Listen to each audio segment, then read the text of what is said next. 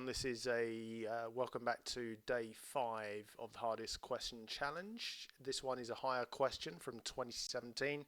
On paper 3, we've got A, B, C, D lie in order on a straight line. Two ratios are given. AB to BD is 1 to 5. AC to CD is 7 to 11. So if I may just draw a little representation showing the AB to BD. So A is one end, D is the other. B is a point such that it divides in the following ratio: 1 part to 5 parts. We then have another ratio given, AC to CD. So again, A and D are the end points. You have this ratio, AC is 7 parts and the CD part is 11 parts. Now we have to then work out AB to BC to CD. In other words, we need AB to BC to CD. Okay, how are we going to do that? Well, it's a lowest common multiple question, because if you look at the parts 1 and 5 and the parts 7 and 11, they obviously don't add up to the same value. So we need to make them add up to the same value, so then we can compare the individual segments of the line. So first thing I'm going to do is add the parts. So the first ratio is 1 and 5, which is 6 parts.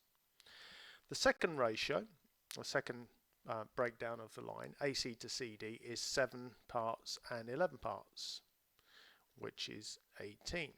So if I'm going to directly compare all of the parts together, I need to make sure the value of each part is the same. Well, the lowest common multiple of 6 and 18 is 18.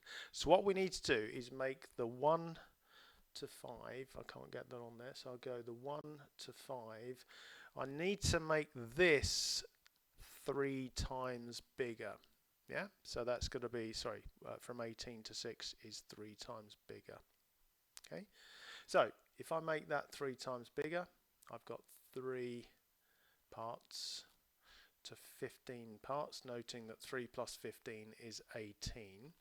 So what we then have is, instead of 1 part to 5 parts, I could represent this as 3 parts to 15 parts. Now I can redraw the line with all of the sections shown. So A to B is 3 parts. C to D is 11 parts. So this is B, this is C. Okay, A to B is 3 parts, C to D is 11 parts. Okay, that means that we've got 11 plus 3, which is 14. If I need a total of 18 parts, 18 take away 14 is 4. So that leaves me the B to C must be 4 parts. How do we check that? Well, A to B is 3 parts, B to C is 4 parts, C to D is 11 parts.